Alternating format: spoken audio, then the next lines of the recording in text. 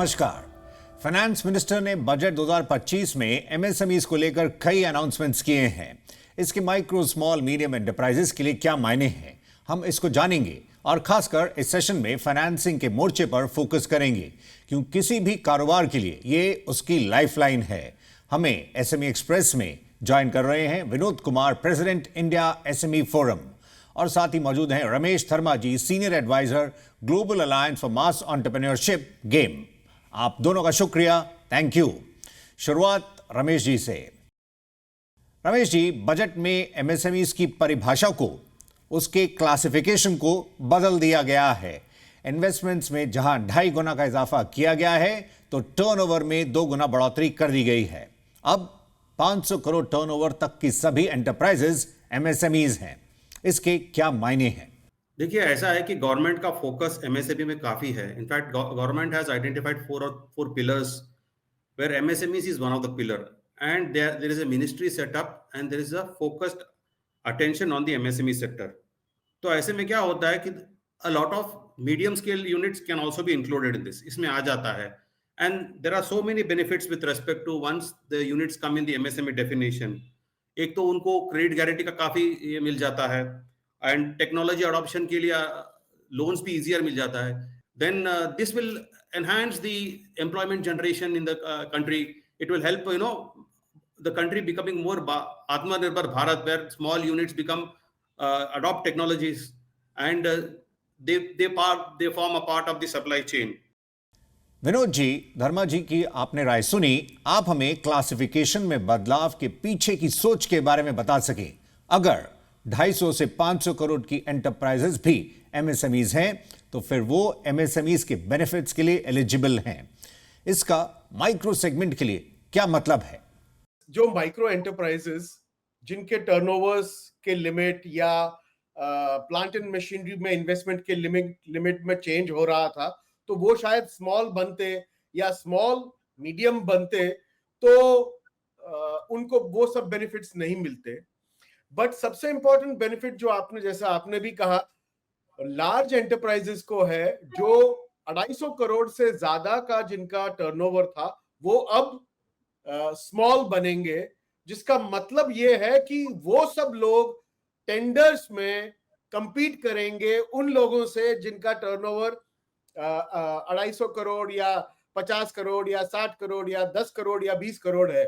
तो ये मेरे हिसाब से एक कंपटीशन बढ़ाने वाली सिचुएशन है। उन एंटरप्राइजेस के लिए ये बहुत ही बड़ा, मुझे लगता है बहुत ही बड़ी सौगात है कंपेयर टू माइक्रो या स्मॉल एंटरप्राइजेस के लिए।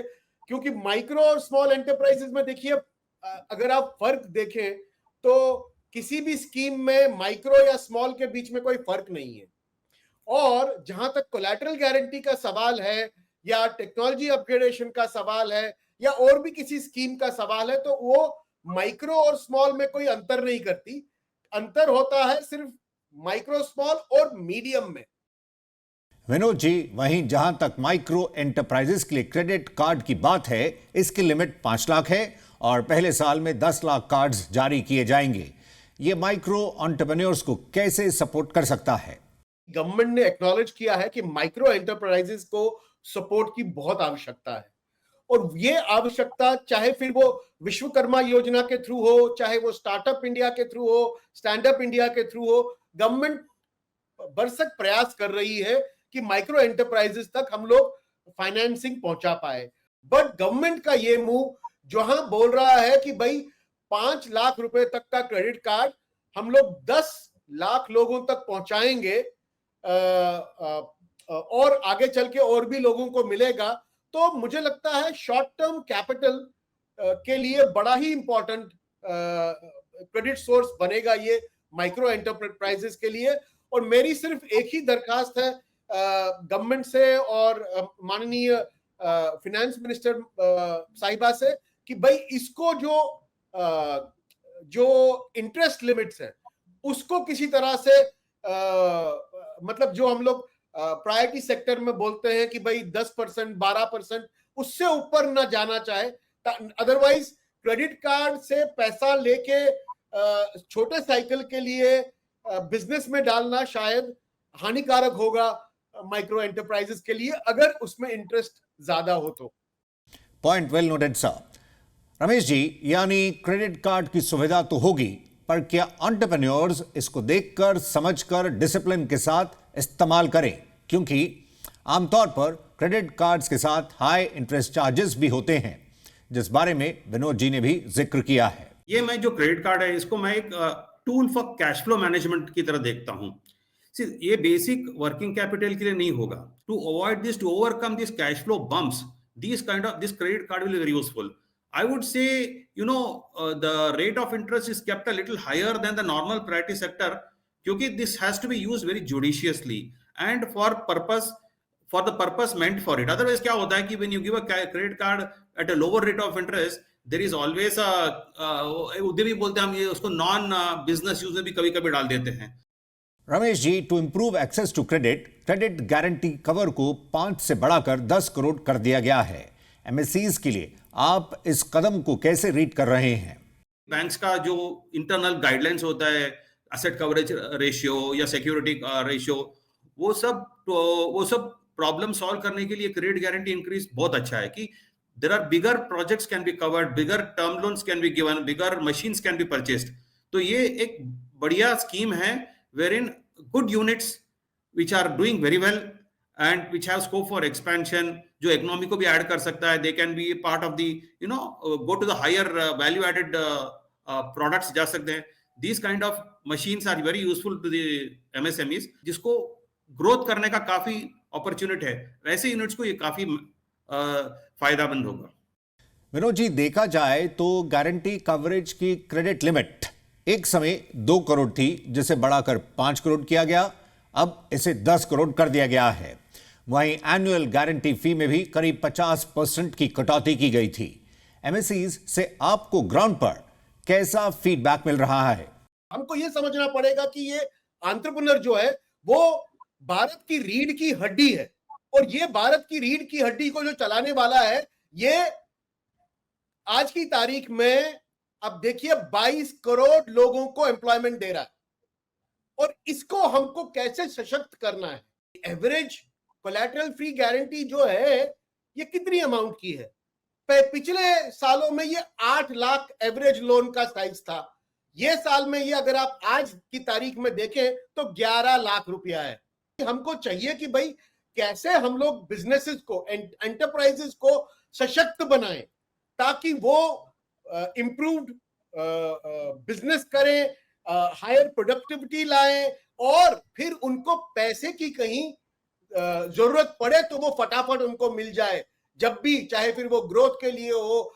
ओवरऑल लिक्विडिटी बढ़ेगी, उसकी एफिशिएंसी बढ़ेगी, और ऑटोमेटिकली उसके पास अगर कोलैटरल का रिक्वायरमेंट कम रहेगा तो obviously he will be able to take it. Vinod ji, economic survey के मुताबिक अक्रॉस इंडस्ट्रीज एमएसएमईज का बैंक क्रेडिट लार्ज एंटरप्राइजेस की तुलना में ज्यादा तेज गति से बढ़ रहा है।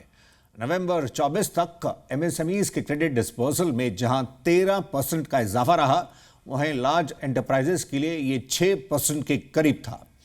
इसको आप कैसे एनालाइज कर रहे हैं? 77% जो हमारे माइक्रो एंटरप्रेन्योर्स हैं, उनके पास तो फंडिंग है ही नहीं आज। देखिए, annual survey of unincorporated enterprises जब आप खोलते हैं तो करीबन 7-7.5 करोड़ एंटरप्राइजेस हैं। उसमें से कितने लोगों को हम लोग फंड कर रहे हैं? तो ऑब्वियसली ग्रो होगा, क्योंकि जब गवर्नमेंट एक पॉलिसी इंटरवेंशन बना रही है, चाहे फिर वो क्रेडिट गारंटी के थ्रू हो, emergency credit line guarantee scheme के थ्रू हो, और बहुत सारी अदर जो रिफाइनेंसिंग मैकेनिज्म्स बनाए हैं गवर्नमेंट ने, ट्रेंड्स के थ्रू काम किया है, बाकी सब रिस्क मिटिगेशन किया है, तो ऑब्वियसली क्रेडिट तो बढ़ना ही बढ़ना है। ये तो गवर्नमेंट के लिए फेदर इन द कैप है कि भाई उन्होंने ये जो रिक्वायरमेंट है हमारी माइक्रो स्मॉल और मीडियम एंटरप्राइजेस की, उसको किसी हद तक वो समझ रहे हैं और उसको पूरा कर रहे हैं, तो उसमें तो कोई शक ही नहीं है। बट ये और कितना बढ़ना चाहिए, और आगे कितने एंटरप्राइजेस हैं जिनको सपोर्ट मिलना चाहिए। देखिए, अमूमन जब हम लोग बात करते हैं तो माइक्रो एंटरप्राइजेस की या स्मॉल की, देखिए हर साल में करीबन 8 लाख नई इकाइयां खुलती हैं। अब ये हम पे बनता है कि भाई उसमें से कितनी आगे चल के बड़ी बनेंगी या माइक्रो से स्मॉल बनेंगी, स्मॉल से मीडियम बनेंगी, मीडियम से लार्ज बनेंगी। ये जो 8 लाख एंटरप्रेन्योर्स हर साल रिस्क उठा के ये कदम लेते हैं कि भाई मुझे एंटरप्राइज बनानी है, उसके लिए हमको ओवरऑल इकोसिस्टम बनाना पड़ेगा। और सबसे important, we will have to create a mechanism जहां पे ये सब एंटरप्रेन्योर्स को इंडस्ट्रियल इंफ्रास्ट्रक्चर मिले और जितनी जल्दी हो सकता है उतनी जल्दी मिले। रमेश जी, बजट 2025 के आने से ठीक पहले म्यूचुअल क्रेडिट गारंटी स्कीम, जिसका पिछले बजट में ऐलान किया गया था, उसे अप्रूव कर दिया गया। उसके तहत प्लांट, मशीनरी, इक्विपमेंट्स की खरीद के लिए 100 करोड़ तक के लोन कवर दिए जाएंगे। इसके मैन्युफैक्चरिंग यूनिट्स और खासकर मीडियम एंटरप्राइजेस के लिए क्या मायने हैं? The scheme which has come is very very flexible है, जिसमें वो 5% ही देना है, मींस 95% तक उसको मिल सकता है credit guarantee, which is a very big boon. अभी क्या होता है, suppose somebody wants to put up machinery जो 100 करोड़ का होगा, वो बैंक बोलेगा 25% लेके आओ, कहां से लेकर आएगा 25% वो? तो ऐसी स्थिति में इंस्टेड ऑफ जो उसका एग्जिस्टिंग वर्किंग कैपिटल तो निकाल नहीं सकता है, he has to bring raise from outside. तो ये सब चैलेंजेस है to make easy the growth, the modernization, the expansion. ये अच्छा स्कीम है जो this will help the industries in a number of ways, huge number of ways, basically to become, to add value added products, as I said earlier, and to grow the economy much better. SME express में हम फिलहाल break के लिए रुक रहे हैं। Break के बाद बात होगी ट्रेड्स की, साथ ही फोकस करेंगे cash flow based lending model पर। हम जल्द लौटते हैं।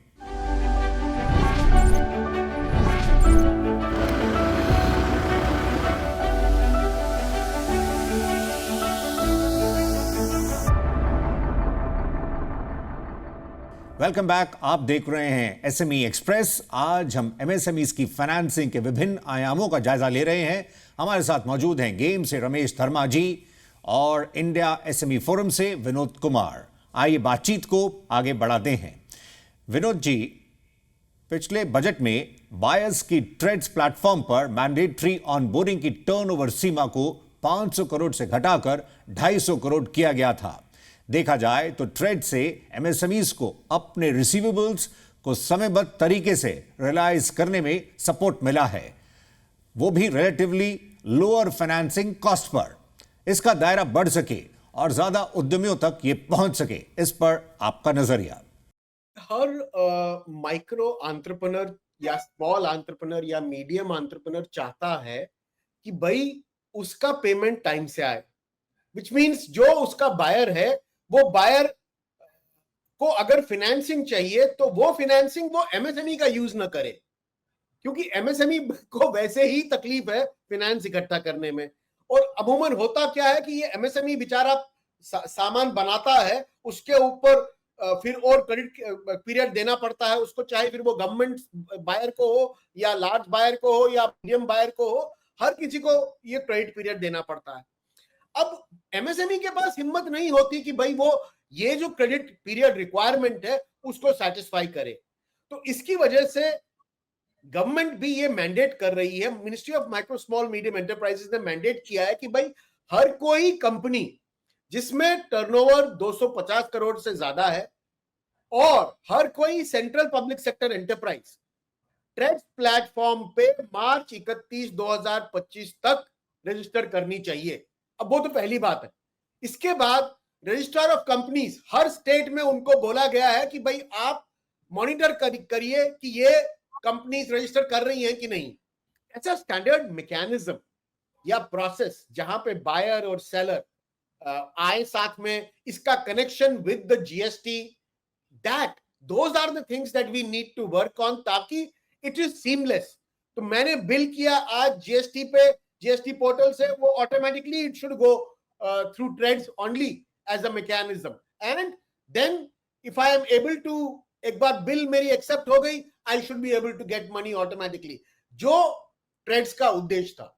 And this can be very easily done, इसमें कोई बहुत बड़ी टेक्नोलॉजी की आवश्यकता नहीं है।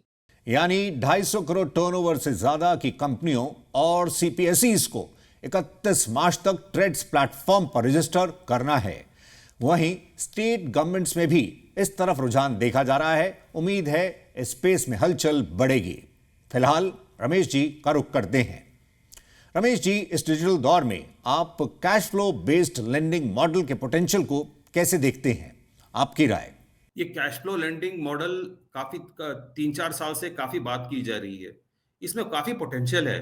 इनफैक्ट ये जो फिनटेक कंपनीज आ रहे हैं, they are looking at it, and banks भी फिनटेक कंपनी के साथ मिलके they are seeing more money can flow through this mechanism. इसमें होता क्या है कि there is a smooth oiling of the economy. Cash flow based में अगर आ गए, हम ज्यादा से ज्यादा यूनिट्स लेकर आ गए, so it will help the entire chain of the suppliers direct to the OEMs. So मैं काफी फिनटेक से काम कर रहा हूँ, फिनटेक के साथ, and I feel that banks भी काफी इंटरेस्ट ले रहे हैं to join this bandwagon. नए नए प्रोडक्ट्स आ रहे हैं, इनोवेटिव प्रोडक्ट्स आ रहे हैं, एंड मुझे लगता है कि this is the way forward. क्योंकि ये इफ यू सी अभी अब्रॉड ये वर्किंग कैपिटल कॉन्सेप्ट ज्यादा है ही नहीं। Nobody gives working capital, everybody has to manage through the supply chain. Banks ultimately are also evolving new ways, new partnership along with fintech companies to get into this bandwagon.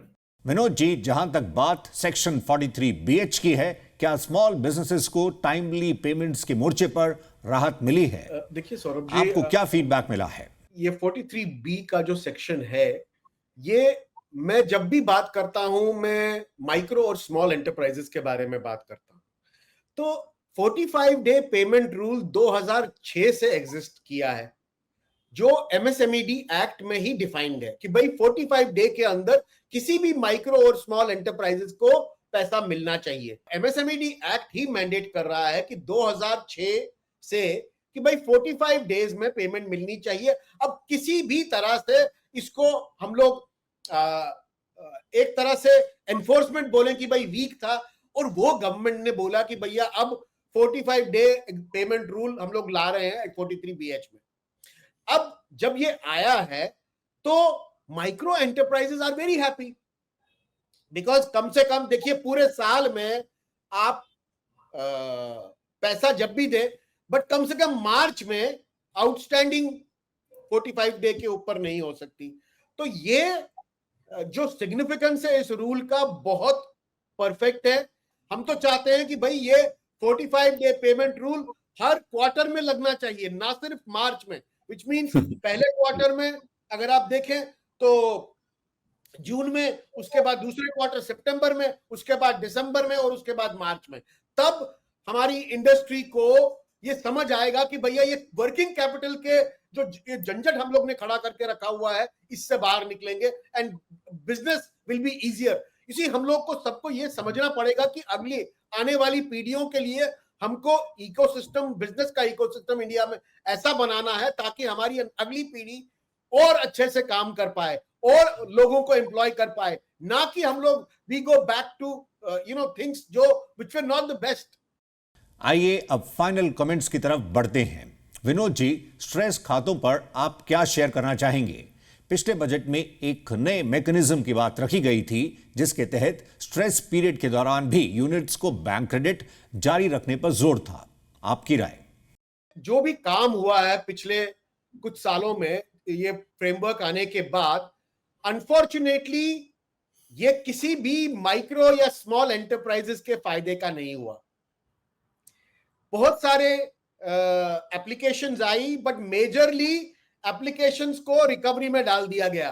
तो ये framework जिस basis से बनाया गया था वो काम नहीं कर रहा। जो ये स्पेशल मेंशन अकाउंट की हम लोग बार बार बात करते हैं कि भाई स्पेशल मेंशन में जाएगा, उसके बाद लोग उसको हेल्प करेंगे, सपोर्ट करेंगे, वो सपोर्ट की जगह पे उल्टा हो रहा है।